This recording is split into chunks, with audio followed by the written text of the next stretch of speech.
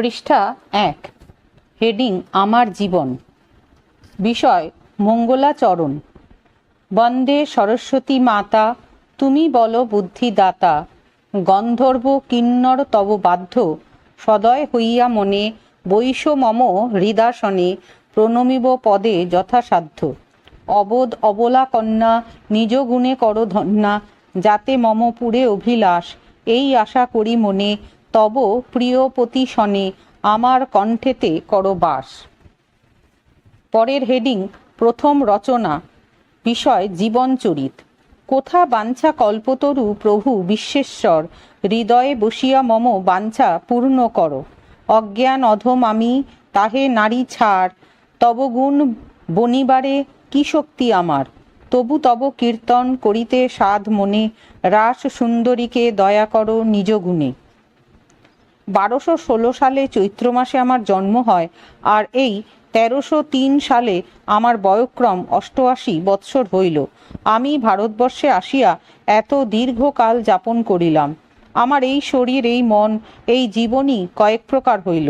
আমার শরীরের অবস্থা, মনের ভাব কোন সময়ে কি প্রকার ছিল এবং কোন অবস্থায় কত দিবস গত হইয়াছে, সে সমুদয় আমার স্মরণ নাই। যৎকিঞ্চিৎ যাহা আমার মনে আছে তাহাই লিখিতেছি।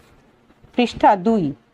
৪-৫ বৎসর পর্যন্ত আমার শরীরের অবস্থা এবং মনের ভাব কি প্রকার ছিল তাহা আমি কিছুই জানি না, সে সমুদয় আমার মা জানেন।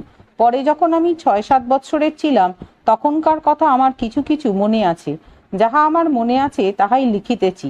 তখন আমি প্রতিবাসিনী বালিকাদিগের সঙ্গে ধুলা খেলা করিতাম। ওই সকল বালিকা বিনা অপরাধেই আমাকে মারিত।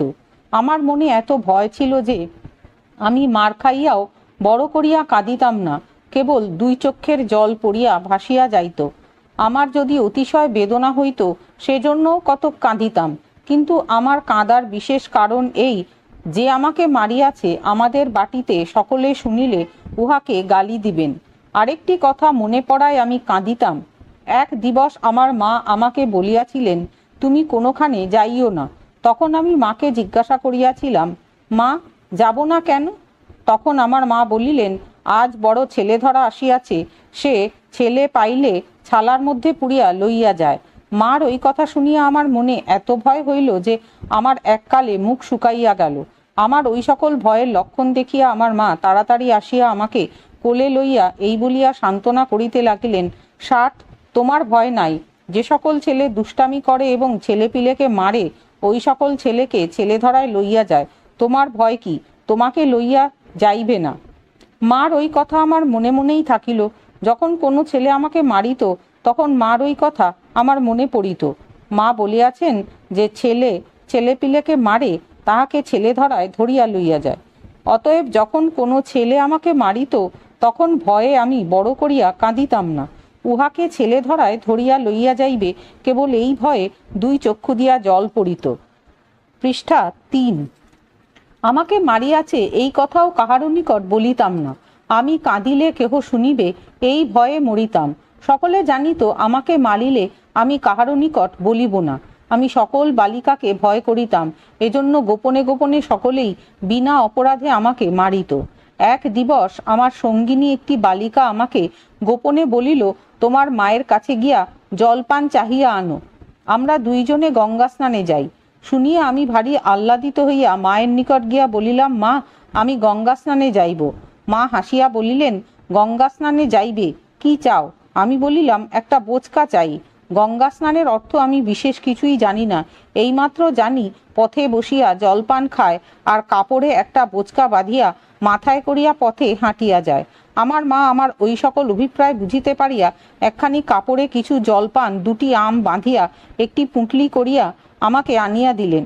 তখন ওই পুঁটলি দেখিয়া আমার মনে যে কি পর্যন্ত আহ্লাদ হইল তাহা আমি বলিতে পারি না। আমার বোধ হইল আমি যেন কত অমূল্য রত্নই প্রাপ্ত হইলাম। আমার আনন্দের আর সীমা থাকিল না। এখন তাহার শতগুণ বেশি আহ্লাদের কাজ হইলেও তেমন আহ্লাদ মনে বোধ হয় না। আহা, সে যে কি আহ্লাদের দিন ছিল তাহা বলা যায় না। তখন আমি ওই পুঁটলি লইয়া সেই বালিকার সঙ্গে গঙ্গা স্নানে চলিলাম। পরে এক পুষ্করিণীর ধারে বসিয়া জলপান খুলিলাম। তখন আমার সঙ্গিনী বালিকা আমাকে বলিল, দেখো, তুমি যেন আমার মা, আমি যেন তোমার ছেলে। তুমি আমাকে কোলে লইয়া খাওয়াইয়া দাও। তখন আমি বলিলাম, তবে তুমি আমার কোলের কাছে বইসো। তখন সে আমার কোলের কাছে বসিল। আমি বলিলাম, আচ্ছা তবে খাও। এই বলিয়া ওই সকল জলপান উহাকে খাওয়াইয়া দিলাম। পৃষ্ঠা 4। পরে সে বলিল, আঁচাইয়া দাও। তখন আমি ভারী বিপদে পড়িলাম, কি করিব ভাবিতে লাগিলাম। আমি জলে নামিয়াও জল আনিতে পারিলাম না। অনেক চেষ্টা করিয়া দেখিলাম, কোনো মতেই কৃতকার্য হইতে পারিলাম না। আমার সঙ্গিনী ওই অপরাধে আমাকে একটা চড় মারিল। আমি মার খাইয়া ভয়ে কাঁপিতে লাগিলাম। আমার দুই চক্ষে জল পড়িতে লাগিল। আমি অমনি দুই হাত দিয়া চক্ষের জল মুছিয়া ফেলিলাম, আর মনে মনে ভাবিতে লাগিলাম যে আমাকে মারিতে কেহ বুঝি দেখিল। এই ভয়ে আমি চারিদিকে তাকাইতে লাগিলাম। ওই সময় আমার খেলার সঙ্গিনী আরেকটি বালিকা সেই স্থানে ছিল। সে উহাকে বলিল, তুমি কেমন মেয়ে, উহার সকল জলপান খাইলে, আম দুটাও খাইলে, আবার উহাকে মারিয়া কাঁদাইতেছ। আমি গিয়া উহার মায়ের নিকট বলিয়া দিই। এই বলিয়া সে আমাদের বাটিতে গিয়া সকলের নিকট বলিয়া পুনর্বার আমাদের নিকট আসিয়া বলিল, আমি তোমার মায়ের কাছে সকল কথা বলিয়া দিয়াছি, দেখো এখনই কি করে। ওই কথা শুনিয়া আমার ভারী ভয় হইল। আমি কাঁদিতে লাগিলাম। তখন আমার গঙ্গা স্নানের সঙ্গিনী বালিকা বলিল, উনি একটি সোহাগের আরশি, কিছু না বলিতেই কাঁদিয়া উঠেন। এই বলিয়া আমার মুখে আর একটা ঠোকনা মারিল। তখন আমার অত্যন্ত ভয় হইল। আমি চক্ষের জল মুছিয়া মনে মনে ভাবিতে লাগিলাম, আমি সোহাগের আরশি হইয়াছি, না জানি আমার কি হইল। তখন আমার এই ভয়ই হইতে লাগিল, আজ আমাকে ছেলে ধরা ধরিয়া লইয়া যাইবে, উহাকেও বুঝি লইয়া যাইবে। এই ভয়ে আমি আমাদের বাটিতে না গিয়া ওই গঙ্গা স্নানের সঙ্গিনীর বাটিতেই গেলাম। তখন উহার মা আমার মুখের দিকে চাহিয়া উহাকে বলিল, উহার মুখ লাল হইয়াছে কেন? তুমি বুঝি উহাকে কাঁদাইয়াছ? এই বলিয়া তাহার মা তাহাকে গালি দিল। সে তাহার মায়ের কথা শুনিয়া হাসিতে লাগিল। পৃষ্ঠা 5। পরে তাহার মা গেলে সে আমাকে বলিল, দেখো আমার মা আমাকে গালি দিল, আমি তো তোমার মতো কাঁদিলাম না। তুমি যেমন আহ্লাদে মেয়ে হইয়াছ, তুমি বুঝি তোমার মায়ের কাছে গিয়া সকল কথা বলিয়া দিবে? তখন আমি মাথা নাড়িয়া বলিলাম, না, আমি মায়ের কাছে গিয়া কিছুই বলিব না। ইহা বলিয়া আমি বিষণ্ণ বদনে সেই স্থানে বসিয়া থাকিলাম। কিছুক্ষণ পরে আমাদের বাটি হইতে একজন লোক আসিয়া আমাকে বাটি লইয়া গেল। আমি বাটি গিয়া দেখিলাম সকলেই আমার ওই সকল কথা বলিয়া হাসিতেছে। আমাকে দেখিয়া গঙ্গা স্নান হইয়াছে বলিয়া আরো হাসিতে লাগিল। তখন আমার খুড়া, দাদা এবং অন্যান্য সকলেও বলিতে লাগিলেন, আর এ সকল মেয়েদের সঙ্গে উহাকে খেলিতে দেওয়া হইবে না, কল্ল হইতে উহাকে বাহির বাটিতেই রাখা যাইবে। তখন সে একদিন ছিল, এখনকার মতো ছেলে মেয়েরা লেখাপড়া শিখিত না। বাঙ্গালা স্কুল আমাদের বাটিতেই ছিল। আমাদের গ্রামের সকল ছেলে আমাদের বাটিতেই লেখাপড়া করিত। একজন মেম সাহেব ছিলেন, তিনিই সকলকে শিখাইতেন। পরদিবস প্রাতে আমার খুড়া আমাকে কালো রঙের একটা ঘাগড়া পরাইয়া একখানি উড়ানি গায়ে দিয়া সেই স্কুলে মেম সাহেবের কাছে বসাইয়া রাখিলেন। আমাকে যেখানে বসাইয়া রাখিতেন আমি সেইখানেই বসিয়া থাকিতাম। ভয়ে আমি আর কোনো দিকে নড়িতাম না। তখন আমার বয়ঃক্রম 8 বৎসর। তখন আমার শরীরের অবস্থা কি প্রকার ছিল তাহা আমি বলিতে পারি না, কিন্তু সকলে যাহা বলিত, যাহা শুনিয়াছি তাহাই বলিতেছি। বর্ণটি আছিল মম অত্যন্ত উজ্জ্বল, উপযুক্ত তারই ছিল গঠন সকল। সেই পরিমাণে ছিল হস্ত পদগুলি, বলিত সকলে মোড়ে সোনার পুতুলি।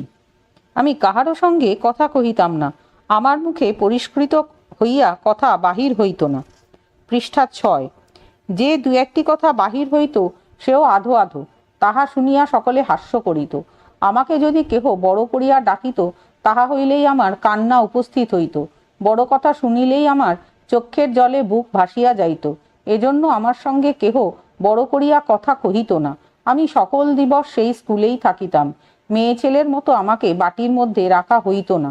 তখন ছেলেরা ক খ 34 অক্ষরে মাটিতে লিখিত। পরে এক নড়ি হাতে লইয়া ওই সকল লেখা উচ্চস্বরে পড়িত। আমি সকল সময়ই থাকিতাম। আমি মনে মনে ওই সকল পড়াই শিখিলাম। সেকালে পার্সি পড়ার প্রাদুর্ভাব ছিল। আমি মনে মনে তাহাও খানিক শিখিলাম। আমি যে ওই সকল পড়া মনে মনে শিখিয়াছি তাহা আর কেহ জানিত না। আমাকে পরিজনেরা সমস্ত দিন বাহিরে রাখিতেন। কেবল স্নানের সময় বাটির মধ্যে আনিয়া স্নান আহারের পরেই আবার বাহিরে রাখিয়া আসিতেন, আর সন্ধ্যার পূর্বে বাটির মধ্যে আনিতেন। এই প্রকার সকল দিবস আমি স্কুলে সেই মেম সাহেবের কাছেই বসিয়া থাকিতাম। তখন আমার মনের অবস্থা কি প্রকার ছিল তাহা আমি বুঝিতে পারি নাই। ভয় যেন আমার মন এককালে জড়াইয়া রাখিয়াছিল। যদিও মনে কখনো একটু অঙ্কুরিত হইয়া উঠিত, অমনি ভয় আসিয়া চাপা দিয়া রাখিত। হেডিং দ্বিতীয় রচনা।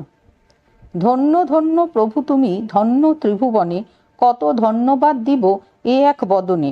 ধন্য তব দয়া, ধন্য নিয়ম তোমার, ধন্য তুমি মায়ারূপে বেপেছ সংসার। ধন্য তব অপরূপ সৃষ্টি মনোহারী, ধন্য তব কৌশলের যাই বলিহারি। ধন্য এই চন্দ্র সূর্য, ধন্য বসুমতী, ধন্য পশু পক্ষী, ধন্য বৃক্ষ বনস্পতি। পৃষ্ঠা 7। কত মনোহর রূপে পৃথিবী উজ্জ্বল, তাহে পবনের গতি অতি সুশীতল। সুরধুনী প্রবাহিনী নদী শত শত, সৌরভ বাহিনী কত, বর্ণিব বা কত। রাস সুন্দরীর জন্ম ধন্য করি গণি, শ্রবণে পরশে তব নামামৃত ধ্বনি। এক দিবস আমার খুড়া বাহির বাটি হইতে আমাকে বাটির মধ্যে আনিতেছেন। ওই সময় একজন গোবৈদ্য একখানা ছালে ঘাড়ে করিয়া আমার সম্মুখে আসিয়া উপস্থিত হইল। আমি তাহাকে দেখিয়া ছেলে ধরা ভাবিয়া ভয়ে এককালে মৃতপ্রায় হইলাম।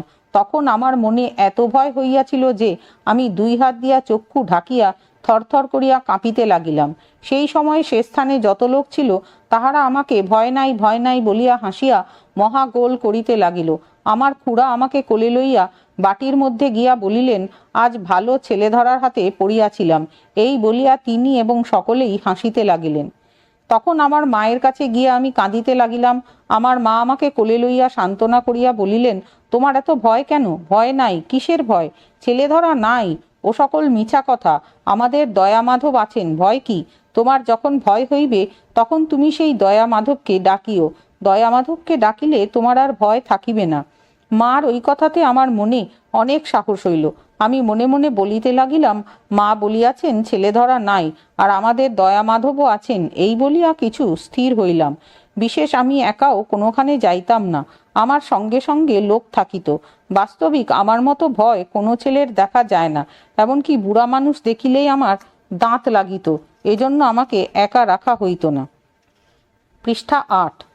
আমার এক পিসি ছিলেন, তিনি অতি অল্পকালেই বিধবা হন। আমার বুদ্ধির অগোচরে তিনি বিধবা হইয়াছেন। এক দিবস আমি তাহাকে জিজ্ঞাসা করিলাম, পিসি, তোমার হাতে শঙ্খ এবং গায়ে গহনা নাই কেন? পিসি বলিলেন, আমার বিবাহ হয় নাই, সেই জন্য আমার হাতে শঙ্খ এবং গায়ে গহনা নাই। পিসির ওই কথায় আমার দৃঢ় বিশ্বাস হইল, আমি যত বিধবা দেখিতাম আমার নিশ্চয় জ্ঞান হইত যে উহাদের বিবাহ হয় নাই। 4 বৎসরের সময়ে আমার পিতার মৃত্যু হইয়াছে। সে সকল বিষয় আমি কিছুই জানি না। এক দিবস আমি সেই স্কুলে মেম সাহেবের নিকট বসিয়া আছি। ইতিমধ্যে একজন ভদ্রলোক আমাকে দেখিয়া আমার খুড়াকে বলিলেন, রায় মহাশয়, আপনি বুঝি মঙ্গল ঘট বসাইয়া সভা উজ্জ্বল করিয়াছেন? এই বলিয়া খুড়ার নিকট জিজ্ঞাসা করিলেন, এ কন্যাটি কাহার? আমার খুড়া বলিলেন, এ কন্যাটি পদ্মলোচন রায়ের। ওই কথা শুনিয়া আমি অত্যন্ত ভাবিত হইলাম। আমার মন এককালে ব্যাকুল হইয়া পড়িল। এত দিবস আমি জানিতাম আমি মায়ের কন্যা। বিশেষ আমার মনে এই দৃঢ় বিশ্বাস ছিল আমার মায়ের বিবাহ হয় নাই। আমি এই কথা যত ভাবিতে লাগিলাম ততই আমার মন বিষণ্ণ হইতে লাগিল। পরে আমি বাটির মধ্যে গিয়া মাকে জিজ্ঞাসা করিলাম, মা, আমি কাহার কন্যা? মা আমার কথা শুনিয়া হাসিতে লাগিলেন, আর কিছু বলিলেন না। তখন আমি পিসির নিকট গিয়া বলিলাম, পিসি, আমি কাহার কন্যা? পিসি আমার কথা শুনিয়া কাঁদিতে লাগিলেন। আমি ওই কান্না দেখিয়া এককালে অবাক হইলাম। পিসি কি জন্য কাঁদেন ইহার কিছুই বুঝিতে পারিলাম না। কিয়ৎক্ষণ পরে কান্না সম্বরণ করিয়া বলিলেন, হা বিধাত, তুমি এমন নিষ্ঠুর কর্ম করিয়াছ! অজ্ঞান সন্তান পিতৃস্নেহ কিছুই জানিল না। পিসি এই বলিয়া আমাকে কোলে লইয়া বলিতে লাগিলেন, তুমি কাহার কন্যা জানো না? তুমি পদ্মলোচন রায়ের কন্যা। ওই কথা শুনিয়া আমি নীরব হইয়া থাকিলাম। পৃষ্ঠা 9। কিন্তু মনের মধ্যে বড় কষ্ট হইতে লাগিল। কি প্রকার দুর্ভাবনা উপস্থিত হইল তাহা আমি বুঝিতে পারিলাম না। মন আমার কিছুতেই স্থির হইল না। তখন আমি বলিলাম, পিসি, আমি কেমন করিয়া পদ্মলোচন রায়ের কন্যা হইলাম? তখন তিনি হাসিতে হাসিতে বলিলেন, এমন নির্বোধ মেয়ে কোথা ছিল কিছুই বুঝে না। শুনো, বুঝাইয়া দিই, তোমার পিতা তোমার মাতাকে বিবাহ করিয়া আনিয়াছিলেন, সেই জন্য তুমি তাহার কন্যা। শুনিয়া আমার অধিক চিন্তা হইতে লাগিল। আমি ভাবিয়া ভাবিয়া পুনর্বার বলিলাম, তিনি তবে কোথা গিয়াছেন? পিসি বলিলেন, মা, ও কথা বলিয়া আর জ্বালাইও না, তিনি মরিয়াছেন। ওই মরা নাম শুনিয়া আমার অতিশয় ভয় হইল। আমি মনে মনে বলিতে লাগিলাম, মা বলিয়াছেন ভয় হইলে দয়া মাধবকে ডাকিও। আমার কাছে যদি মরা আইসে তবে আমি দয়ামাধবকেই ডাকিব। এই ভাবিয়া মনকে কতক স্থির করিলাম। ইতিমধ্যে আমাদের বাটির কাছে এক বাটিতে এক দিবস রাত্রে আগুন লাগিয়াছে। তখন আমরা তিনজন ছোট, আমার 2 বৎসরের বড় এক ভাই আর আমার 2 বৎসরের ছোট এক ভাই, ইহার মধ্যে আমি। আমাদের বাটির নিকট একটা মাঠ আছে, সে স্থানে লোকের বসতি নাই এবং বৃক্ষাদি কিছুই নাই, কেবল ক্রোশখানেক অন্তরে একটা নদী আছে। তখন আগুন দেখিয়া আমাদের বাটির নিকটস্থ ওই মাঠে সকলে জিনিসপত্র সকল বাহির করিতেছে। সেই স্থানে আমাদের তিনজনকেও রাখা হইয়াছে। সে বাটিতে আগুন ধকধক করিয়া জ্বলিতেছে, তথাকার সকল লোক চিৎকার শব্দ করিতেছে। কত লোক কান্না আরম্ভ করিয়াছে, ঘরের বাঁশ রুয়া চটপট করিয়া শব্দ করিতেছে এবং নানা প্রকার গোল হইতেছে। আমরা তিনজনে কাঁদিতেছি। ওই আগুন যখন আমাদের বাটিতে লাগিয়া এককালে প্রজ্বলিত হইয়া উঠিল, তখন আমাদের জ্ঞান হইল যেন আগুনে পুড়িয়া মরিলাম। এই ভাবিয়া তিনজনে কাঁদিতে কাঁদিতে ওই মাঠের দিকে চলিলাম। পৃষ্ঠা 10। তখন আমরা একবার পিছনের দিকে চাহিয়া দেখি আগুন জ্বলিতেছে। আমরা আরো দৌড়িয়া যাইতে লাগিলাম। তখন আমরা কি পর্যন্ত বিপদগ্রস্ত হইলাম তাহা বলা যায় না। আমরা আতঙ্কে কাঁপিতে লাগিলাম। নদীর কূলে যে স্থানে আমরা আছি সে স্থান সমুদয় শ্মশান। খাট গদি বালিশ চাটাই বাঁশ কাঠ ইত্যাদি সকল ভিন্ন ভিন্ন হইয়া পড়িয়া আছে। তন্মধ্যে আমরা তিনজন ভিন্ন, আর লোক নাই। ইতিমধ্যে দাদা বলিলেন, দেখিতেছি এ সকল শ্মশান, মরার বিছানা পড়িয়া আছে। ওই মরার নাম শুনিবা মাত্র আমার অত্যন্ত ভয় হইল। সে ভয় যেন হাঁ করিয়া আমাদের গ্রাস করিতে আইল। এই মতো জ্ঞান হইতে লাগিল। আমরা তিনজনে প্রাণ ভয়ে কাঁদিতে লাগিলাম। এই সময়ে আমার মনে হইল মা বলিয়াছেন, ভয় হইলে দয়ামাধবকে ডাকিও। তখন আমি বলিলাম, দাদা দয়ামাধবকে ডাকো। তখন আমরা তিনজন দয়ামাধব দয়ামাধব বলিয়া উচ্চৈস্বরে ডাকিতে লাগিলাম আর কাঁদিতে লাগিলাম। তখন আমাদের কান্না যে কেহ শুনিবে সে এমন স্থান নহে। এদিকে নদী, ওদিকে প্রজ্বলিত অগ্নির ভীষণ ধ্বনিতে কর্ণ বধির হইতে লাগিল। মনুষ্যের কলরব এবং পরস্পরের কান্নায় পরস্পরের দুঃখ সমুদ্রে নিমগ্ন হইতে লাগিল। তখন আমাদের কান্না কে শুনে? যেখানে আমরা আছি সেখানে মনুষ্যের সমাগম নাই। তখন আমাদের যে কি প্রকার ভয় উপস্থিত হইল তাহা বলিতে পারি না। তখন আমরা তিনজনে ভয়ে কাঁদিতে কাঁদিতে মৃতপ্রায় হইলাম। আমাদের কাঁপিতে কাঁপিতে এইমাত্র ধ্বনি মুখে ছিল, দয়াময় দয়াময়। ওই নদীর অপর পারে কয়েক ঘর লোকের বসতি। তাহারা কয়েকজন ওই আগুন দেখিয়া এপারে আসিতেছে। ওই নদীর এক জায়গায় অল্প জল ছিল, তাহারা সেই জায়গা দিয়া হাঁটিয়া পার হইল। পরে এপারে আসিয়া আমাদের কান্না শুনিয়া একজন বলিল, এ নদীর কূলে কাহার ছেলের কান্না শুনি?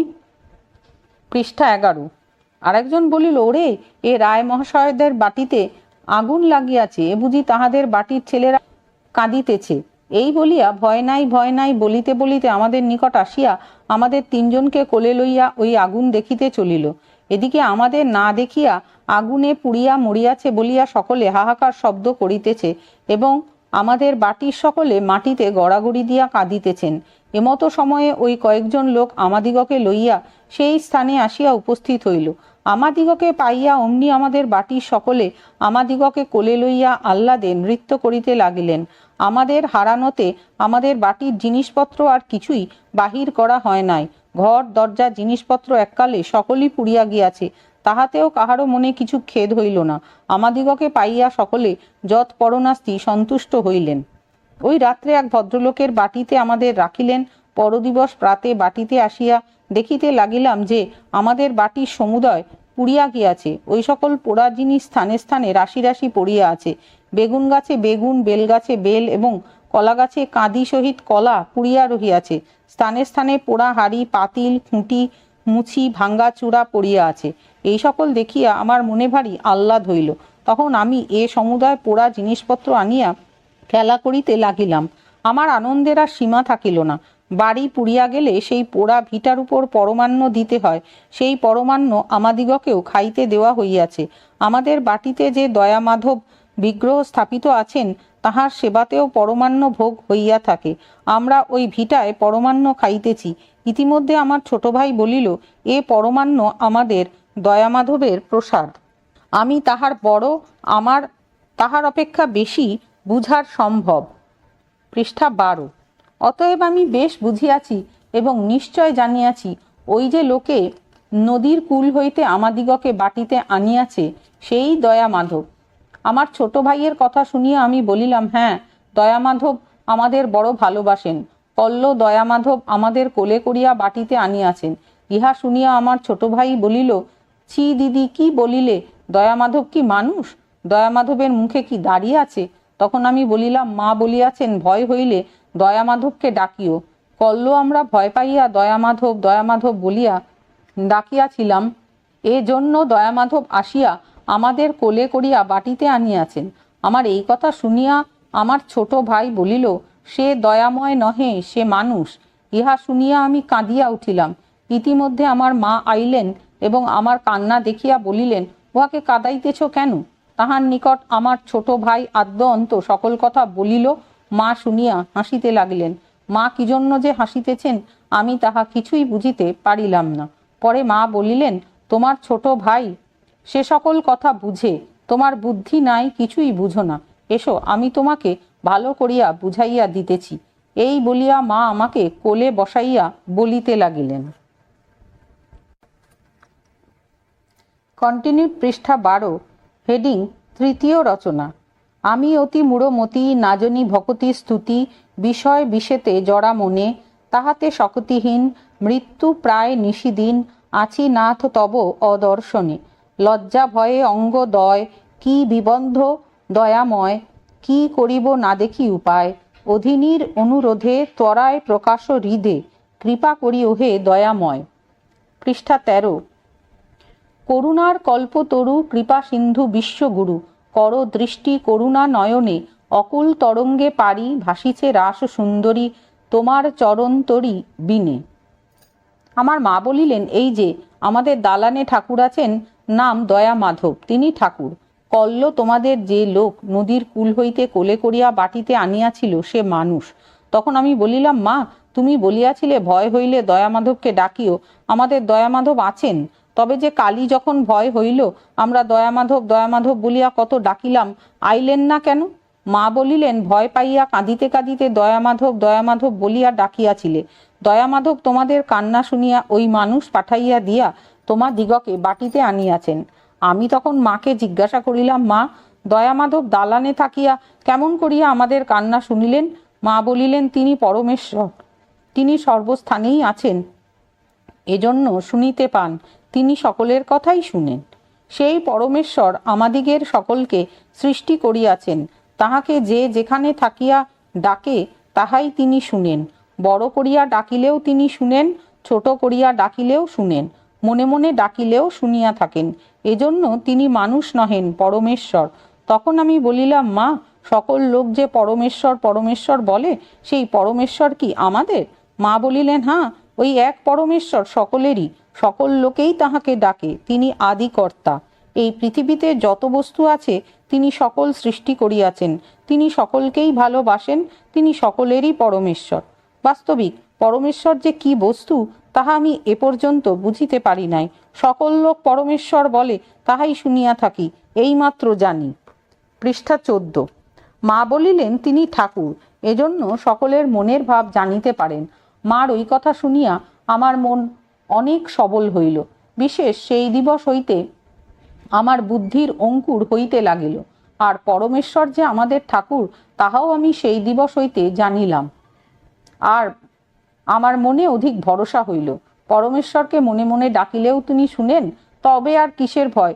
এখন যদি আমার ভয় করে, তবে আমি মনে মনে পরমেশ্বর বলিয়া ডাকিব। মার ওই কথা আমার চিরস্থায়ী হইয়াছে। মা বলিয়াছেন, আমাদের পরমেশ্বর আছেন।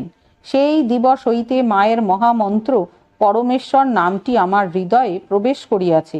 আমি 8 বৎসর পর্যন্ত বালিকা দিগের সঙ্গে ধুলাখেলা করিতাম, আর 2 বৎসর বাহির বাটির স্কুলে মেম সাহেবের নিকট বসিয়া থাকিতাম। এই অবস্থায় 10 বৎসর গত হইয়াছে।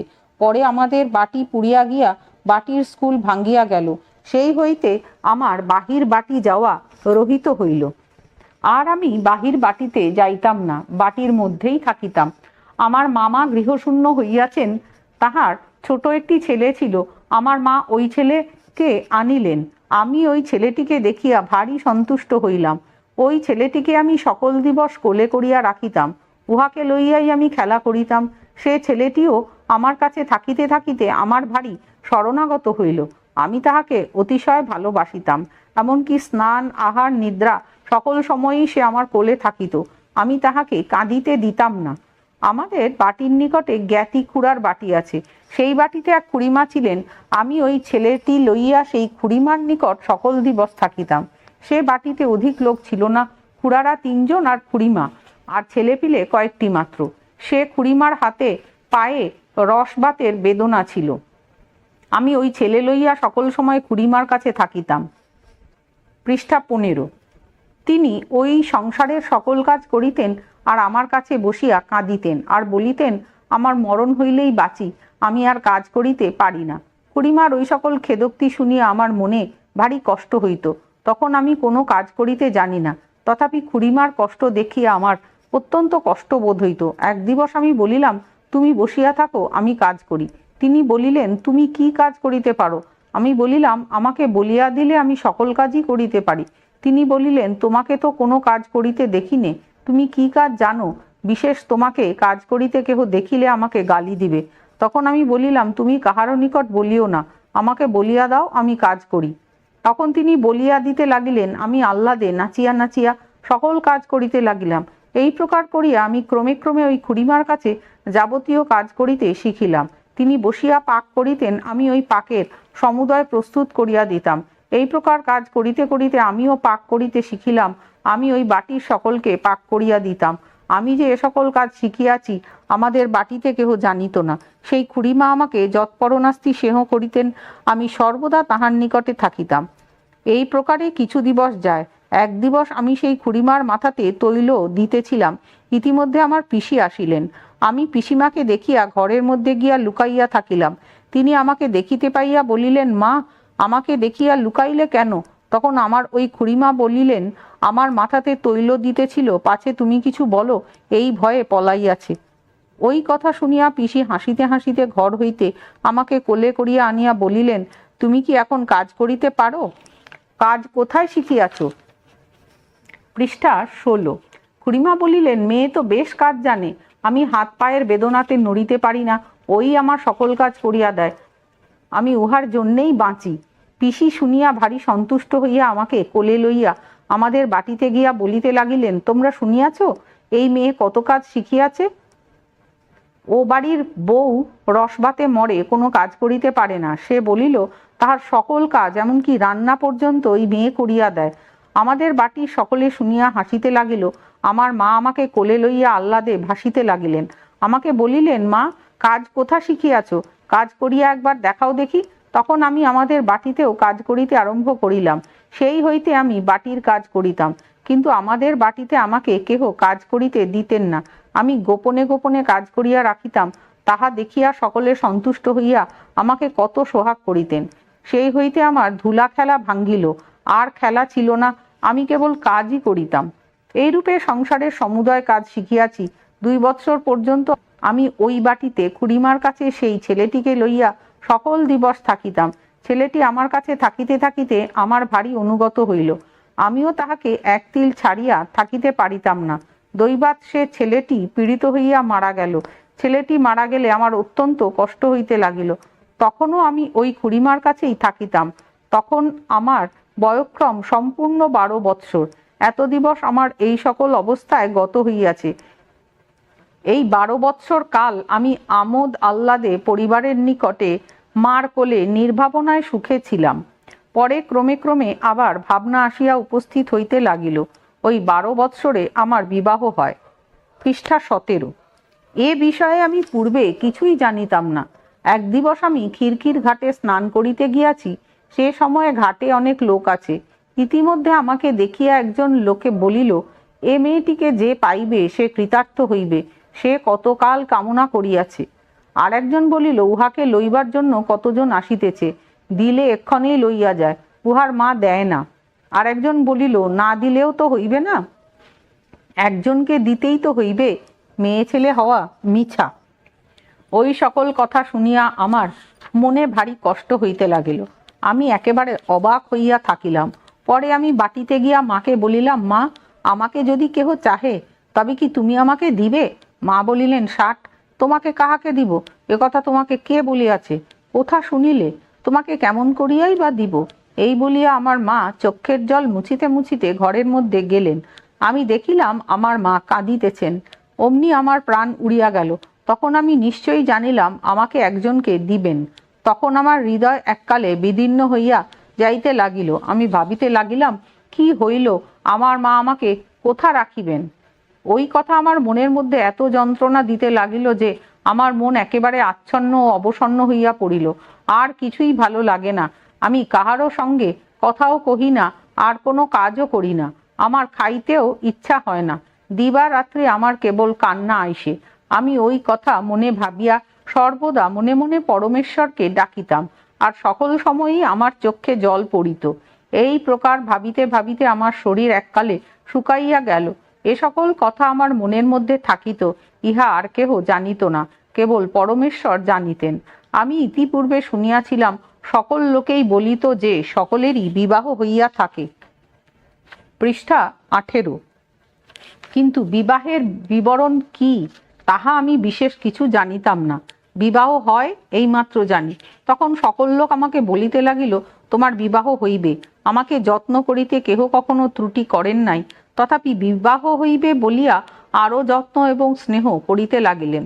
তখন আমার মনে বেশ আহ্লাদ উপস্থিত হইল। বিবাহ হইবে, বাজনা আসিবে, সকলে হুলু দিবে দেখিব। আবার ভয়ের সহিত করপ্রকার চিন্তা উপস্থিত হইতে লাগিল, তাহা বলা যায় না। এই প্রকার হইতে হইতে ক্রমে দিন দিন ওই ব্যাপারের জিনিসপত্র সমুদয়ের আয়োজন হইতে লাগিল। ক্রমেই সকল কুটুম্ব স্বজন বাটিতে আসিতে লাগিল। ওই সকল দেখিয়া আমার অতিশয় ভয় হইতে লাগিল। আমি কাহারও সঙ্গে কথা কহি না, সকল দিবস কাঁদিয়াই কাল যাপন করি। সকল লোক আমাকে কোলে লইয়া সান্ত্বনা করেন, তথাপি আমার মনের মধ্যে যে কি কষ্ট রহিয়াছে তাহা কিছুতেই যায় না। পরে ক্রমেই আমোদ বৃদ্ধি হইতে লাগিল। বিবাহের পূর্ব দিবস অলঙ্কার, লাল শাড়ি, বাজনা প্রভৃতি দেখিয়া আমার ভারী আহ্লাদ হইল।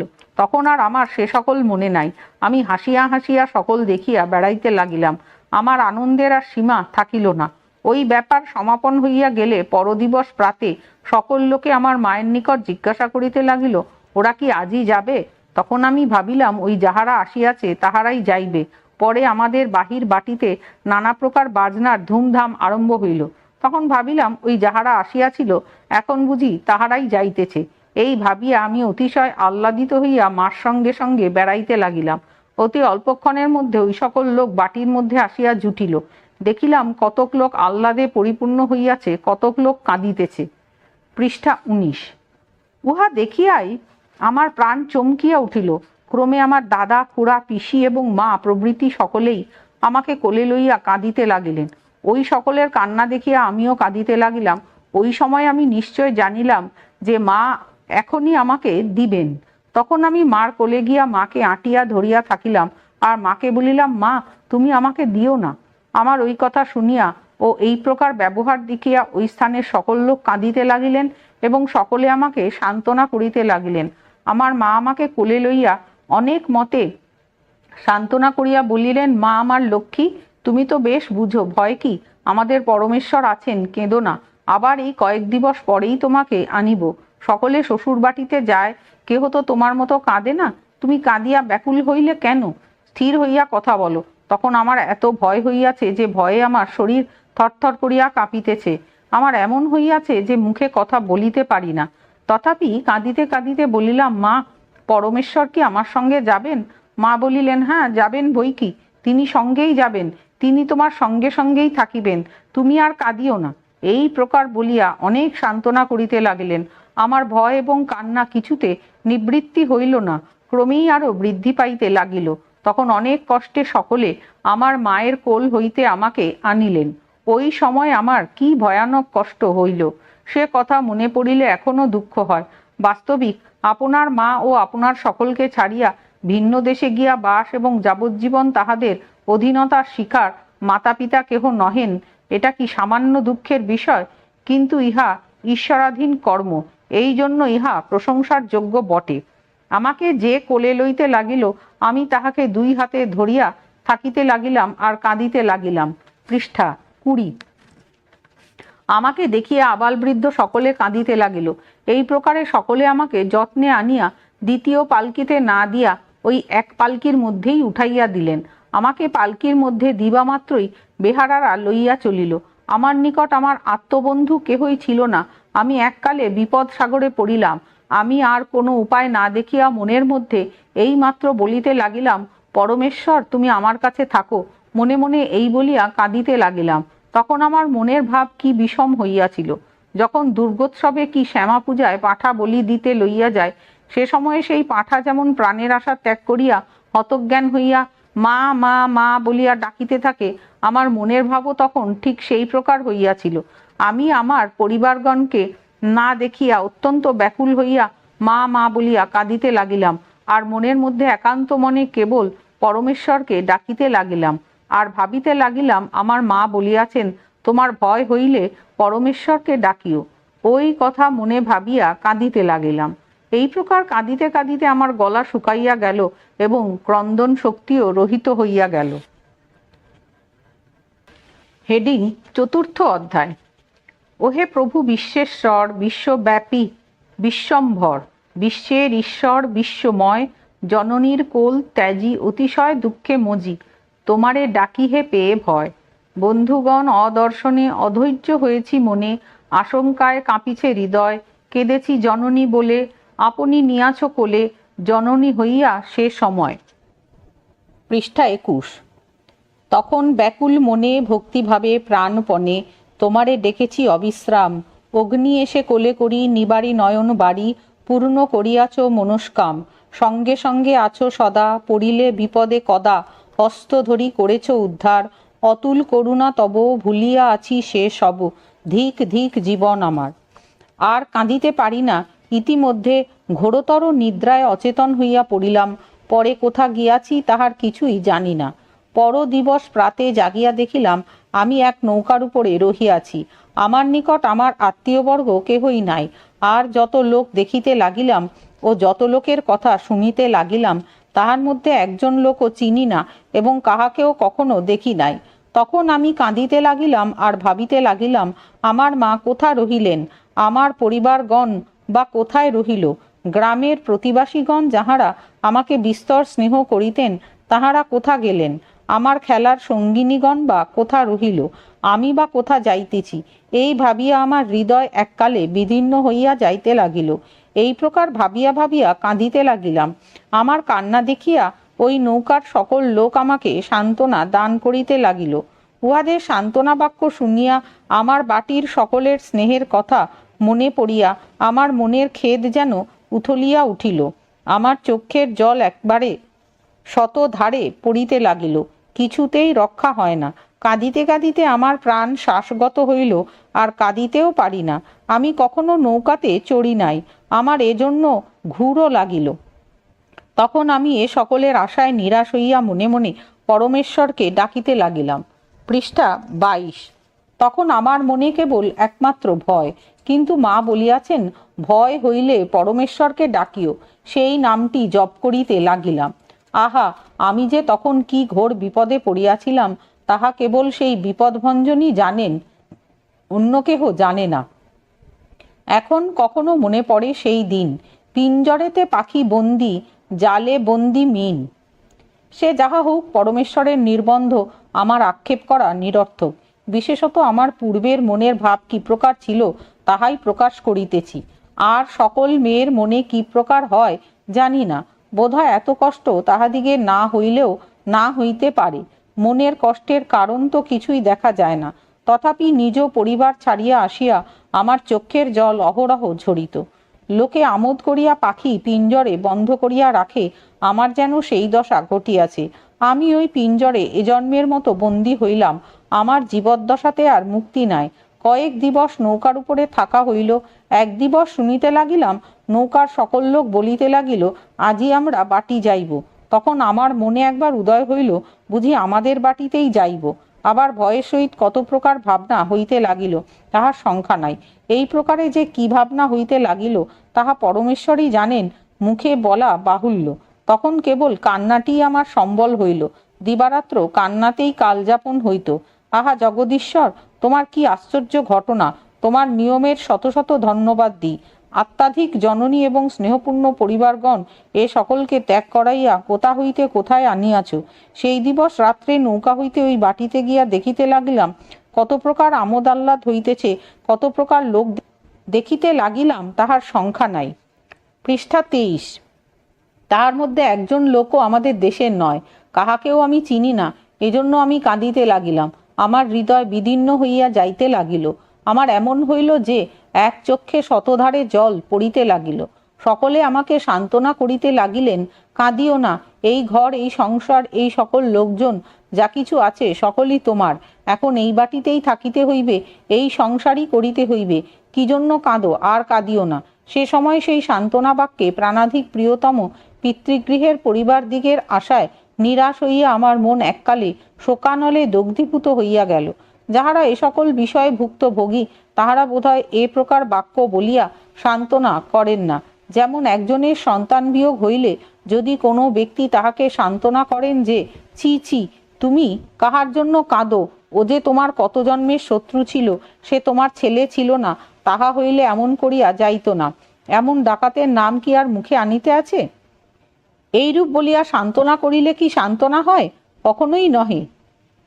এইরূপ ব্যাকুলতার সময়ে এ প্রকার সান্ত্বনাতে মন কদাপিও শান্ত হইতে পারে না। কেবল জ্বলন্ত অগ্নির উপরে তৃণরাশি দিলে আরও জ্বলিয়া উঠে, সেইরূপ ওই সকল সান্ত্বনা বাক্যে শোকসাগর উথলিয়া উঠে। ওই সকল সান্ত্বনা বাক্য শুনিয়া আমার প্রাণ আতঙ্কে উড়িয়া গেল। তখন আমার কোনো সাধ্যই নাই, কোনো উপায় নাই, কেবল মনে মনে পরমেশ্বরকে ডাকিতেছি, আর দুই চক্ষে বারিধারা ঝরিতেছে। তখন আমার শাশুড়ি ঠাকুরানী আমাকে কোলে লইয়া মধুর বাক্যে সান্ত্বনা করিতে লাগিলেন। আহা, পরমেশ্বরকে ধন্যবাদ দিই, এ কি অপূর্ব ঘটনা! কৌশলের বালাই লইয়া মরি, কোন গাছের বাকল কোন গাছে লাগিল। তাহার সেই কোল যেন আমার মায়ের কোলের মতো বোধ হইতে লাগিল। পৃষ্ঠা 24। তিনি যেরূপ স্নেহের সহিত কথা কহিতে লাগিলেন, তাহাতে আমার বোধ হইতে লাগিল যেন তিনি আমারই মা, অথচ তিনি আমার মায়ের আকৃতি নহেন। আমার মা বড় সুন্দরী ছিলেন, আমার শাশুড়ি ঠাকুরানী শ্যামবর্ণা, এবং আমার মার সহিত অন্য সাদৃশ্যও ছিল না। তথাপি তিনি কোলে লইলে আমি মা জ্ঞান করিয়া চক্ষু বুজিয়া থাকিতাম। আমার কান্না এবং ভয়ের কোনো কারণ ছিল না। আমার বাপের বাটিতে সকলে আমাকে যে প্রকার স্নেহ ও যত্ন করিতেন, এখানে তাহার অধিক স্নেহ ও যত্ন হইতে লাগিল। আমাকে এক তিলও মাটিতে নামানো হইত না, সকল দিবস আমাকে কোলেই রাখা হইত। তথাপি আমার এত ভয় ছিল, দিবারাত্রি ভয়ে আমার কলেবর কম্পিত হইত, সর্বদা আমার চক্ষের জলে বুক ভাসিয়া যাইত। আর আমি মনে মনে অহরহ কেবল পরমেশ্বরকে ডাকিতাম, হে করুণাময় পিতা পরমেশ্বর, জানিলাম তোমার অসীম করুণা। তখন যে আমি তোমাকে অহরহ ডাকিয়া মনে রাখিতাম, সে সকল আমার ভয়ের জন্য মাত্র। তোমার নাম যে এত গুণ বিশিষ্ট, তাহা আমি জানিতাম না। আমার মা বলিয়াছিলেন, ভয় হইলে পরমেশ্বরকে ডাকিও। আমি সেই জন্য প্রাণপণে তোমাকে ডাকিতাম। যা হোক, আমি যে তোমার মাহাত্ম্য না জানিয়া সর্বদাই একান্ত মনে তোমাকে ডাকিতাম, সেও তোমারই কৃপা মাত্র। যে তোমারে ডাকে নাথ পড়িয়া সংকটে, জেনেছি তাহারে দয়া করো অকপটে। প্রথমবার যাওয়াতেই আমার 3 মাস থাকা হয়। ওই 3 মাস আমি মাতৃহীন সন্তানের ন্যায় দিবারাত্রি কান্নাতেই কালযাপন করিয়াছিলাম। পরে 3 মাস অতীত হইলে আমার খুড়া আসিয়া আমাকে লইয়া গেলেন। তখন আমি আমার মায়ের কোলে বসিয়া, মা, আমাকে পরকে দিয়াছিলে কেন বলিয়া কাঁদিতে লাগিলাম। তাহা শুনিয়া সকল লোক হাসিতে লাগিল। আমার মা আমাকে সান্ত্বনা করিয়া বলিলেন, দেখো, যাহারা তোমার ছোট, তাহারা তো তোমার মতো কাঁদে না, সকলেই শ্বশুর বাটি গিয়া থাকে। পৃষ্ঠা 25। তোমার আর কতদিনে বুদ্ধি হইবে? কতদিনেই বা পরমেশ্বর সদয় হইয়া তোমাকে ভালো বুদ্ধি দিবেন? তুমি না জানি কতই বা কাঁদিয়াছিলে। মা আমাকে এই কথা বলিতেছেন, এমন সময় আমার সকল আত্মীয় বন্ধু আসিয়া আমাকে ঘিরিল। তখন আমি আমার আত্মবন্ধু বান্ধবকে এবং খেলার সঙ্গিনী সকলকে দেখিয়া মহা আনন্দিত হইলাম। আর ও সকল দুঃখের কথা কিছু মনে থাকিল না। সকল ভুলিয়া আহ্লাদ সাগরে ভাসিতে লাগিলাম। সেই দিন যে কি আনন্দের দিন, সে আনন্দ বর্ণনাতীত। তখন যেমন অল্পেই কান্না উপস্থিত হইত, পরমেশ্বর তেমনি আনন্দও দিয়াছিলেন। আমি ওই সকলের সঙ্গ পাইয়া আহ্লাদের স্রোতে ভাসিয়া বেড়াইতে লাগিলাম। যা হোক, বাল্যকালের পর আর কাল নাই। তখন আমার বয়ঃক্রম 12 বৎসর। এই 12 বৎসর অবধি আমার এই প্রকার অজ্ঞান অবস্থাতে গত হইয়াছে। তখনও আমি 5 বছরের মেয়ের মতো ব্যবহার করিতাম। ছি ছি, আমি এমন ছিলাম যে আমার বুদ্ধিমাত্রও ছিল না। এই জন্য সকলে আমাকে নির্বোধ বলিত। বিবাহের পরে আমার খুড়া আমাকে 1 বৎসর শ্বশুরালয়ে পাঠান নাই। ওই 1 বৎসর আমি মার কাছে স্বচ্ছন্দ চিত্তে কালযাপন করিয়াছিলাম। 1 বৎসর পরে আবার আমায় যাইতে হইল। সেইবার গিয়া 2 বৎসর থাকা হইল। আমি পূর্বের মতোই সকল দিবস কাঁদিতাম, কিন্তু ওই বাটির লোকজন ইত্যাদি দেখিতে দেখিতে ক্রমে ক্রমে আমি অল্প অল্প চিনিতে লাগিলাম। আমি কাহারও সঙ্গে কথা কহিতাম না, কেবল মনে মনে পরমেশ্বরকে ডাকিতাম। পরমেশ্বরের সঙ্গেই যা কিছু কথা হইত। আর আমার বাপের বাড়ির সকলের কথা মনে মনে স্মরণ করিয়া কাঁদিতাম। আমার চক্ষে জল ছাড়া হইত না। পক্ষীটা কি, গাছটা কি, কুকুরটা কি, বিড়ালটা যা দেখিতাম আমার জ্ঞান হইত যে আমার বাপের দেশ হইতে আসিয়াছে। এই ভাবিয়া কাঁদিতাম। পিত্রালয়ে আমার অতিশয় সোহাগ ছিল। পৃষ্ঠা 26। লোকে মেয়েকে কত গালি দেয় এবং মায়ে কত মারিয়াও থাকে। মারা দূরে থাকুক, পরমেশ্বরের ইচ্ছায় আমাকে কেহ বড় করিয়া কথাও বলে নাই। ফলত আমার বড় সোহাগ ছিল। পরে নূতন জায়গায় গিয়া নূতন বউ হইলাম। এখানেও আমার আদরের ত্রুটি হয় নাই। বউ হইয়া আমার সোহাগের কিছুমাত্র হ্রাস হয় নাই, বরং ক্রমেই আরো বৃদ্ধি হইতে লাগিল। আমার শাশুড়ি ঠাকুরানী আমার খেলার জন্য কত প্রকার জিনিস আনিয়া দিতেন, আর ওই গ্রামের সকল বালিকা দিগকে ডাকিয়া আমার নিকট আনিয়া দিতেন। ওই বালিকাগণ খেলা করিত, আমি বসিয়া দেখিতাম। ওই প্রকারে কতক দিবস গত হইয়াছে। তখনও আমি গোপনে গোপনে কাঁদিতাম বটে, কিন্তু তাহাদের নিকট সকল দিন থাকিতে থাকিতে তাহাদের পোষা পাখি হইয়া তাহাদেরই শরণাগত হইলাম। বাল্যকালের সকল কথাই আমার যেন ছাই মাটির মতো বোধ হয়। যাহা হোক, আমি তো লিখিয়া বসিলাম। কন্টিনিউড। পৃষ্ঠা 26। হে পিতা দয়াময়, তুমি তো নিকটেই আছো এবং মনেই আছো। তবে কেন মনে নানা প্রকারে বৈকল্য উপস্থিত হয় বুঝিতে পারি না। যেখানে পিতা দয়াময় সেখানে আবার কিসের ভয়? যেখানে আছো তুমি পিতা সেখানে আবার ভয়ে ভীতা। যেখানে তোমার নাম সম্বল সেখানে কিসের অমঙ্গল? যেখানে তোমার নামের ধ্বনি সেখানে কি ভূত পেতিনি? যেখানে তোমার নামামৃত সেখানে সব হয় অমৃত। ওই বাটিতে 9 জন চাকরানী ছিল। তাহার মধ্যে ঘরের কাজ করা চাকরানী 1 জন, আর 8 জন বাহিরের লোক। তাহারা বাহিরে কাজ করিত। পৃষ্ঠা 27। আমায় কোনো কাজ করিতে হইত না। আমার শাশুড়ি ঠাকুরানী পাক করিতেন, আমাকে কিছু কাজ করিতে দিতেন না। আমি সকল দিবস বসিয়া থাকিতাম। ওই গ্রামের বালিকাগণ আমার নিকটে সকল দিবস থাকিত। ওই বাটির চাকরানীগণ এবং ওই সকল বালিকা সকল দিবস আমাকে লইয়া আমোদ করিত এবং খেলাও করিত। আমি সকল সময় একত্রে থাকিতে থাকিতে তাহাদিগের সঙ্গে আমার ভারী প্রণয় হইল। আমার পিত্রালয়ে যে মতো বালিকাগণের সঙ্গে প্রণয় ছিল, ইহাদের সঙ্গেও তেমনি প্রণয় হইল। তখন আমি পূর্বের মতো তত কাঁদিতাম না, তথাপি কান্না ছিল, কিন্তু কিছু কম পড়িল। আমাকে কেহ কোনো কাজ করিতে দিতেন না। আমি সকল দিবস নিরর্থক বসিয়া থাকিতাম আর মনে মনে ভাবিতাম, আমি কি কাজ করিব? সংসারের সমুদয় কাজ তো চাকরানিতেই করে। ঘরের কাজে আমার শাশুড়ি ঠাকুরানী আছেন, তার উপরে চাকরানিও আছে। তখন মেয়ে ছেলেকে লেখাপড়া শিখাইতো না।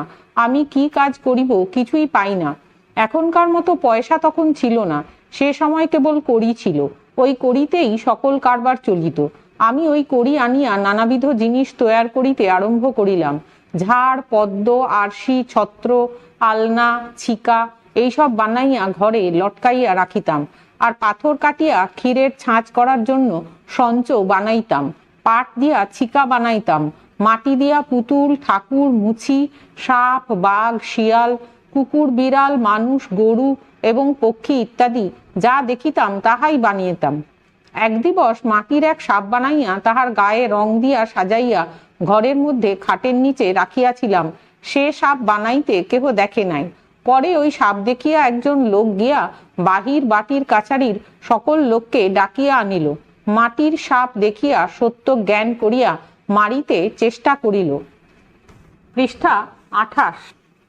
কেহ বা লাঠি হাতে, কেহ বা সরকি লইয়া ঘরের আড়ার উপর উঠিল, কেহ বা দৌড়াদৌড়ি করিয়া বেড়াইতে লাগিল। আমি ইহার কিছুই জানি না।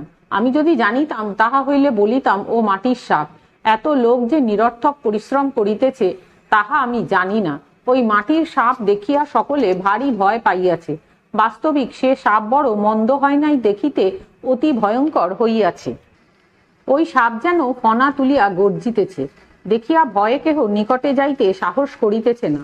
একজন আড়ার উপর থাকিয়া সাপকে যেমন দণ্ডাঘাত করিবে, অমনি সেই মাটির সাপ ভাঙ্গিয়া গেল, আর সকল লোক হাসিয়া গোল করিতে লাগিল। আর আমি শুনিলাম ওই মাটির সাপ লইয়া সকলে গোল করিতেছে। এজন্য আমি ভারী লজ্জিত হইলাম। সেই অবধি আমি আর কিছু বানাইতাম না, কিন্তু মনের মধ্যে বোধ হইত কেবল মিছা আমোদে কালহরণ হইতেছে, ইহাতে কিছুই ফল নাই, সময় মিথ্যা নষ্ট হইতেছে। এত দিবস আমার এই অবস্থায় গত হইল। পরে অল্প দিবস মধ্যেই আমার শাশুড়ি ঠাকুরানী সান্নিপাতিকের পীড়ায় দৃষ্টিহীন হইলেন, আর কোনো কাজ করিতে পারেন না। তখন তাহার নিজের প্রয়োজনীয় কাজ পর্যন্ত আমাকে করিতে হইত। অধিকন্তু ওই সংসারের সমুদয় কাজের ভারও আমার উপর পড়িল। তখন আমার অতিশয় চিন্তা উপস্থিত হইল। আমি কি করিব ভাবিতে লাগিলাম। এখানে আসা পর্যন্ত আমাকে কোনো কাজ করিতে দেন নাই। বিশেষত ওই সংসারটি বড় কম নহে, দস্তুর মতোই আছে।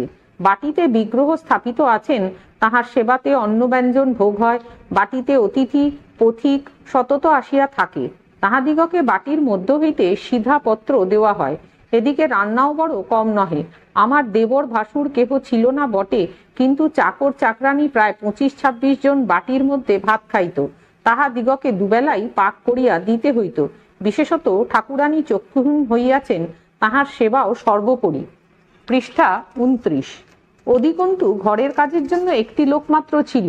তখন সে লোকও ছিল না, ঘরের মধ্যে আমি একমাত্র হইলাম। আমি ব্যাকুল চিত্তে ওই সকল কাজের তরঙ্গ দেখিতে লাগিলাম, আর ভাবিতে লাগিলাম, আমা হইতে এত কাজ হওয়ার কোনো মতেই সম্ভাবনা নাই। আমি মনে মনে এই চিন্তাটি অধিক করিতে লাগিলাম। হে দীননাথ, আমার শক্তিতে যে এ সকল কাজ সুসম্পন্ন হয় এমন ভরসাও করি না। তবে যদি হয়, সে তোমার নিজ গুণে, তুমি যা করো তাই হবে। আমি এই প্রকার পরমেশ্বরকে স্মরণ করিয়া ওই সমুদয় কাজ করিতে আরম্ভ করিলাম। ক্রমে ক্রমে ওই সকল কাজ আমার পক্ষে ঈশ্বরেচ্ছায় এমন সহজ হইল যে আমি একাই দুবেলা পাক করিতে পারগ হইলাম এবং সমুদয় কাজ করিয়া বসিয়া থাকিতাম। তখন মেয়ে ছেলেরা লেখাপড়া শিখিত না। সংসারে খাওয়া দাওয়ার কর্ম সারিয়া যে কিঞ্চিত অবকাশ থাকিত, তখন কর্তা ব্যক্তি যিনি থাকিতেন, তাহার নিকট অতিশয় নম্রভাবে দণ্ডায়মান থাকিতে হইত, যেন মেয়ে ছেলের গৃহকর্মে বই আর কোনো কর্মই নাই। তখনকার লোকের মনের ভাব এইরূপ ছিল।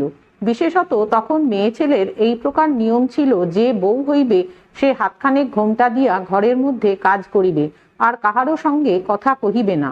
তাহা হইলেই বড় ভালো বউ হইল। সেকালে এখনকার মতো চিকন কাপড় ছিল না, মোটা মোটা কাপড় ছিল। আমি সেই কাপড় পরিয়া বুক পর্যন্ত ঘোমটা দিয়া ওই সকল কাজ করিতাম, আর যে সকল লোক ছিল কাহারও সঙ্গেই কথা কহিতাম না। সে কাপড়ের মধ্য হইতে বাহিরে দৃষ্টি হইত না, যেন কলুর বলদের মতো দুইটি চক্ষু ঢাকা থাকিত। আপনার পায়ের পাতা ভিন্ন অন্য কোনো দিকে দৃষ্টি চলিত না। এই প্রকার সকল বিষয়ে বৌদিগের কর্মের রীতি ছিল। আমি ওই রীতি মতেই চলিতাম। পৃষ্ঠা 30। হেডিং পঞ্চম রচনা। প্রভু পরাৎপর পরম ঈশ্বর, অনাদি অনন্ত যেই, সেধন সাধন কর ওরে মন, পরম কারণ সেই। হইয়া মগন ডুবেছে রে মন, অগাধ বিষয় নীরে, নাই তার কুল, হায় একই ভুল, ভুলিয়া রয়েছে তাঁরে। জানিহ নিশ্চিত আছে রবি সুত, বিস্তৃত হয়েছ কেন, জেনে কি জানো না সব প্রবঞ্চনা, পতি সুত ধন জন। নিজ পরিবার ভাবি আপনার, পালিছ জনম হতে, সমন ভবন করিলে গমন, কেহই থাকে না সাথে। মিছা ধন জন করিছ যতন, সকলই পড়িয়া রবে, ভেবে দেখো মন একাই এসেছ, একাই যাইতে হবে। এসেছ এ ভবে যাহার প্রভাবে, যেতে হবে তাঁরই পাশে, তবে কেন মন ভুলিলে এখন, বন্দী হয়ে মায়া পাশে। মন তোরে অতি করিরে মিনতি, যেও না এ মায়া পথে। পৃষ্ঠা 31। সেই পরাৎপর পরম ঈশ্বর ভাব মন বিধি মতে। পাইবে সে ধন অমূল্য রতন, জ্ঞান ধন যদি রয়, অভয় চরণ লওরে শরণ, রবে না সমন ভয়। এই ভব নদী তরিবে হে যদি, তবে কেন ভুল হয়, পথের সম্বল জানিবে কেবল, সেই দীন দয়াময়। আমি প্রাতঃকাল হইতে ওই সমুদয় কাজ করিতে আরম্ভ করিতাম। রাত্রি 2 প্রহর পর্যন্ত কাজের শেষ হইত। ইতিমধ্যে আমার বিশ্রাম ছিল না, কিন্তু পরমেশ্বরের অনুগ্রহে ওই সকল কাজ আমার কর্তব্য কাজ বোধ হইত। একবারও আমার বিরক্তি বোধ হইত না। এই প্রকারে ক্রমেই ঈশ্বরেচ্ছায় সাংসারিক সমুদয় কাজ আমা হইতেই সমাধা হইতে লাগিল। তখন আমার বয়ঃক্রম 14 বৎসর মাত্র। তখন আমার মনে মনে নিতান্ত চেষ্টা হইল যে আমি লেখাপড়া শিখিয়া পুঁথি পড়িব, কিন্তু আমার অদৃষ্টক্রমে তখন মেয়ে ছেলে লেখাপড়া শিখিত না। তখনকার লোক বলিত, বুঝি কলিকাল উপস্থিত হইয়াছে দেখিতে পাই। এখন বুঝি মেয়ে ছেলেতেও পুরুষের কাজ করিবেক। এতকাল ইহা ছিল না, একালে হইয়াছে। এখন মাগের নাম ডাক মিনসে জড়ভরত। আমাদের কালে এত আপদ ছিল না। এখন মেয়ে রাজার কাল হইয়াছে। দিনে দিনে বা আর কত দেখিব। এখন যে মতো হইয়াছে ইহাতে আর ভদ্রলোকের জাতি থাকিবে না। এখন বুঝি সকল মাগিরা একত্র হইয়া লেখাপড়া শিখিবে। 10-5 জন এক স্থানে বসিয়া এই প্রকার আলাপ হইত। ওই সকল কথা শুনিয়া আমার অত্যন্ত ভয় হইত। আমার মনের কথা প্রকাশ করা দূরে থাকুক, কেহ জানিবে বলিয়া ভয়ে প্রাণ কাঁপিত। পৃষ্ঠা 32। এমনকি যদি একখানি লেখা কাগজ দেখিতাম, তাহাও লোকের সম্মুখে তাকাইয়া দেখিতাম না, পাছে কেহ বলে যে লেখাপড়া শিখিবার জন্যই দেখিতেছি। কিন্তু আমি মনের সহিত সর্বদা পরমেশ্বরের নিকট এই বলিয়া প্রার্থনা করিতাম, হে পরমেশ্বর, তুমি আমাকে লেখাপড়া শিখাও, আমি লেখাপড়া শিখিয়া পুঁথি পড়িব। হে দীননাথ, তখন যে তোমাকে আমি ডাকিতাম সে এই উপলক্ষে মাত্র। আর মনে মনে বলিতাম, পরমেশ্বর, তুমি আমাকে কোথা হইতে কোথা আনিয়াছ। আমার জন্মভূমি পোতাজিয়া গ্রাম, আর এই 3 দিবসের পথ রামদিয়া। তুমি আমার আত্মীয় বন্ধু সকল ত্যাগ করাইয়া এত দূরে আনিয়াছ। এখন এই রামদিয়া গ্রামই আমার বাস্তুভূমি। কি আশ্চর্য! আমি যখন কোনো কাজ করিতে জানিতাম না, তখন একাধখানি কাজ যদি করিতাম, আমার মা সেই কাজ দেখিয়াই কত সন্তোষ প্রকাশ করিতেন। সেই কাজের কথা বলিয়া বলিয়া কত আহ্লাদ করিতেন। এখন আমি পরাধীন হইয়া এত কাজ শিখিয়াছি যে আমি এত লোকের কাজ করিতে পারি। এখন এই সকল লোক আমার অন্তরঙ্গ হইয়াছে। আমি মনে মনে এই সকল কথা বলিয়া কাঁদিতাম। সে কান্না অন্য কেহ জানিত না। আমি ঘোমটার ভিতরে কাঁদিতাম, তাহা আর কে জানিবে? দীননাথ, কেবল তুমি জানিয়াছ। হে পিতা পরমেশ্বর, হে মনের মন, হে জীবনের জীবন, হে দয়ার সাগর দয়া নিধি, তোমার দয়ার স্রোতে অহরাত্র ভাসিতেছি। তুমি আমার বিপদ সম্পদে সকল সময়েই সঙ্গে সঙ্গে আছো। আমার মনে যখন যে ভাব হইয়াছে তাহা সকলই তুমি জানো। তোমার অগোচরে কিছুই নাই। আমি 12 বৎসরের সময় পিত্রালয় ত্যাগ করিয়া রামদিয়া গ্রামে আসিয়াছি, আর এই পর্যন্ত সেই রামদিয়াতেই আছি। কিন্তু বাটির সমুদয় লোক বড় সজ্জন ছিলেন, আমাকে ভারী স্নেহ করিতেন। এমনকি যদি আমার কোনো প্রকার যন্ত্রণা উপস্থিত হইত, তাহাদের স্নেহগুণে সে যন্ত্রণা আমার যন্ত্রণাই বোধ হইত না। পৃষ্ঠা 33। ওই বাটির চাকর চাকরানী এবং গ্রামের প্রতিবাসিনী প্রভৃতি সকল লোক আমাকে এত স্নেহ করিত যে আমার নিশ্চয় বোধ হইত যেন পরমেশ্বর ইহাদিগকে তাহা বলিয়া দিয়াছেন। আমার মনে আরেকটি দৃঢ় বিশ্বাস ছিল যেন ওই গ্রামের লোক তাহাদিগের নিজ পরিবার অপেক্ষাও আমাকে স্নেহ করেন। বাস্তবিক আমার প্রতি কেহ কখনো অসন্তোষ প্রকাশ করেন নাই। বস্তুত ওই দেশের সমুদয় লোকই বড় সজ্জন। আমি এতকাল ওই দেশে বাস করিতেছি এবং এখন পর্যন্তও আছি। ব্র্যাকেটে, ইহার মধ্যে আমার পরিবারের তো কথাই নাই, ব্র্যাকেট ক্লোজড। ওই দেশের সকল লোক আমার প্রতি অকপট স্নেহ করিয়া থাকেন। মনে ভ্রমেও কেহ কখনো আমাকে কটুবাক্য বলেন নাই। এখনো পর্যন্ত সেই ভাবটি আছে। পরে কি হয় বলা যায় না।